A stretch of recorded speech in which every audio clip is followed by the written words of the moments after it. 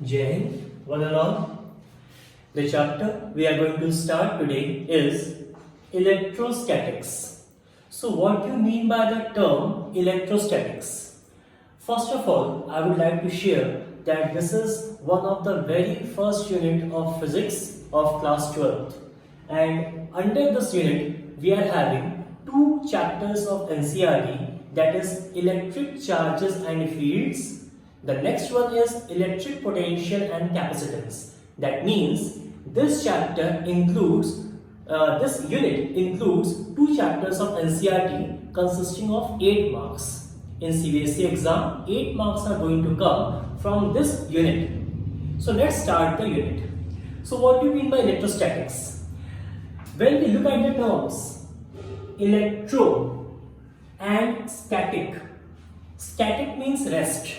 Static means rest, and electro means electron or charges. Okay, static means rest, electro means electron or charges. The branch of physics which deals with the charges at rest, the branch of physics where we study about the charges when they are at rest, that branch of physics is basically termed as electrostatics. Okay, the branch of physics which deals with the study of electrons, charges at rest. That part of physics, that branch of physics is called electrostatics. Now, when we have discussed a word charges over here, what do you mean by charges? Charges का मतलब क्या है? Charges are the fundamental property of a material. Charges जो है वो किसी भी material का फंडामेंटल प्रॉपर्टी है, जिसकी वजह से वो अलाइक चार्जेस पे, मींस अपने जैसे चार्जेस पे, ठीक है, अपने जैसे चार्जेस पे या फिर अपने से अलग टाइप के चार्जेस पे आपका फोर्स लगा भी सकता है और उनकी वजह से फोर्स को एक्सपीरियंस भी कर सकता है. That means what I want to say that charges is the fundamental property of a material, of a substance, by virtue of which it is exerting a force on alike charges, as well as it is exerting and experiencing the force due to alike charges. It is exerting the force as well as experiencing the force due to alike charges. Okay? Now, there was a scientist, एक scientist थे जिनका नाम था डूफे. डूफे ने discover किया था कि दो डिफरेंट टाइप ऑफ चार्जेस होते हैं. उनका मैग्नीट्यूड तो सेम होगा. मैग्नीट्यूड का मतलब क्या है? Numerical value. इसलिए मैंने यहाँ कहा alike charges. Okay, numerical value, उनका मैग्नीट्यूड सेम है बट उनका साइन डिफरेंट है. ओके, उनका मैग्नीट्यूड सेम था, साइन डिफरेंट था. तो डूफे ने कोई नाम नहीं दिया था, बस इतना कहा था कि दो टाइप के चार्जेस होते हैं नेचर में, on the basis of some experiment he has done. एक एक्सपेरिमेंट के तहत बेंजामिन फ्रैंकलिन, इनके बाद बेंजामिन फ्रैंकलिन आए, उन्होंने उन चार्जेस को नाम दिया. एक चार्ज का नाम पॉजिटिव रखा गया और एक चार्ज का नाम नेगेटिव रखा गया. नाउ वो प्रॉपर्टी जिसकी बेसिस पे हम पॉजिटिव और नेगेटिव के बीच में डिस्टिंग्विश कर पाए, एक सेपरेशन कर पाए या फिर पहचान पाए कि कौन सा पॉजिटिव है कौन सा नेगेटिव है, तो वो प्रॉपर्टी जो कि ये डिस्टिंग्विश करे पॉजिटिव से नेगेटिव को, उसे कहा जाता है polarity. So the property which distinguishes the positive charge from negative is called polarity. Polarity उस प्रॉपर्टी को कहा गया है. Am I clear? Now moving on to the next one.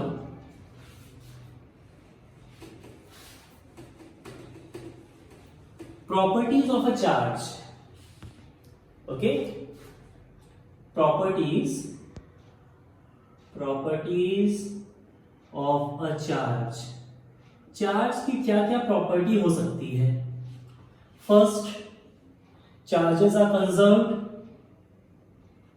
Charges are conserved. Second, additivity of a charge. Additivity of a charge. Third, quantization of charge. quantization of charge. Fourth, like charges repel each other and unlike charges attract each other.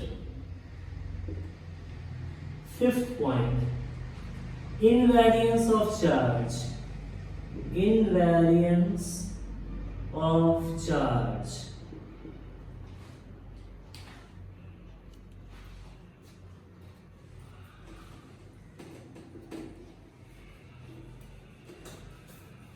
And the last point, last but not the least point, the minimum magnitude of a charge can be 1e. अब one by one इनका मतलब समझते हैं. Charges are conserved. Conservation of charge का मतलब क्या है? Charges can neither be created nor be destroyed. It can only be transferred from one body to another body. Charge को ना क्रिएट किया जा सकता है, ना ही डिस्ट्रॉय किया जा सकता है. इसे सिर्फ और सिर्फ एक बॉडी से दूसरे बॉडी में ट्रांसफर किया जा सकता है. अब कहने का मतलब ये है कि कोई भी बॉडी जो है, मान लेते हैं ये बॉडी है हमारी, ये बॉडी हमारी इलेक्ट्रिकली न्यूट्रल इन नेचर है. मतलब कि इसके पास equal number of positive charges and equal number of negative charges हैं, जिनकी वजह से वो न्यूट्रलाइज हो रहे हैं और body as a neutral behave कर रही है. बट इस बॉडी के पास कहीं से भी एक्स्ट्रा चार्ज अगर आ रहा है तो बाहर से आएगा. मान लें हमारे पास कोई दूसरी बॉडी है, ये एक दूसरी बॉडी है, इससे हमने इस पे एक चार्ज दिया. ये हमने चार्ज को क्रिएट नहीं किया. We are providing a charge through some source और बाय सम मेथड. किसी मेथड के थ्रू हमने इसमें से इसमें चार्ज को फ्लो कराया, लेकिन हमने चार्ज ना तो क्रिएट किया है ना ही डिस्ट्रॉय किया है. चार्ज ना तो क्रिएट करना पॉसिबल है ना ही डिस्ट्रॉय करना पॉसिबल है.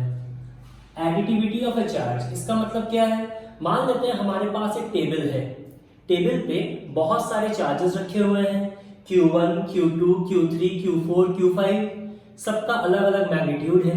इन सारे चार्जेस को हम एल्जेब्रिकली ऐड कर सकते हैं. That means Q1 plus Q2 plus Q3 plus Q4 plus Q5 and so on.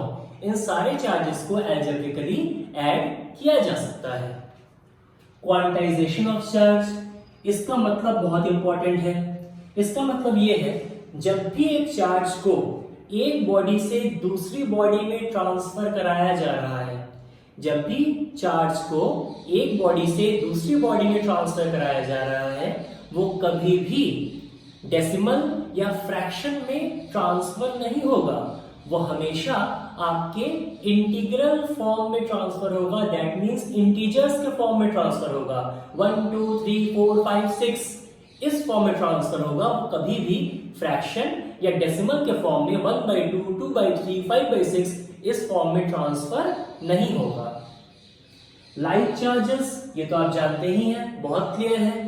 Positive positive को रिपल करता है, पॉजिटिव नेगेटिव को अट्रैक्ट करता है, नेगेटिव पॉजिटिव को अट्रैक्ट करता है, नेगेटिव नेगेटिव को रिपल करता है. Like charges ripple each other, unlike charges attract each other. Invariance of charge, इसका मतलब क्या है? मान लेते हैं हमारे पास एक पेन है, इस पे n नंबर ऑफ चार्जेस हैं और ये रेस्ट कंडीशन में रखा हुआ है. इसमें n नंबर ऑफ चार्जेस है और ये रेस्ट कंडीशन में रखा गया है. अगर हम इस पेन को उठा के ऐसे फेंक दें, if we throw this pen, okay, and the pen falls at some place, it will again be containing n number of charges. मतलब कि when the pen is at rest, it is containing n number of charges. When we have thrown this and it has fallen somewhere, it is again containing n number of charges. That means charges at rest is equals to charges in motion. There is no loss of charge. Charge का loss possible नहीं है जब एक body move कर रही हो उस condition में. Sixth point and the last point, किसी भी charge का minimum magnitude 1e के बराबर होगा. What do you mean by 1e? 1e का मतलब क्या होता है? 1 into 1.6 10⁻⁻19 कूलम। किसी भी चार्ज का मिनिमम मैग्नीट्यूड यही पॉसिबल है, इससे छोटा चार्ज पॉसिबल नहीं है, इससे छोटा चार्ज पॉसिबल नहीं है। 1 2 3 4 5 और ये पॉइंट इस पॉइंट को करस्पॉन्ड करता है, ये पॉइंट इस पॉइंट को रेफर कर रहा है, करस्पॉन्ड कर रहा है। किसी भी चार्ज का जो मिनिमम वैल्यू होगा वो 1e ही होगा, उससे छोटी वैल्यू किसी भी चार्ज की पॉसिबल नहीं है। Am I clear? Thank you.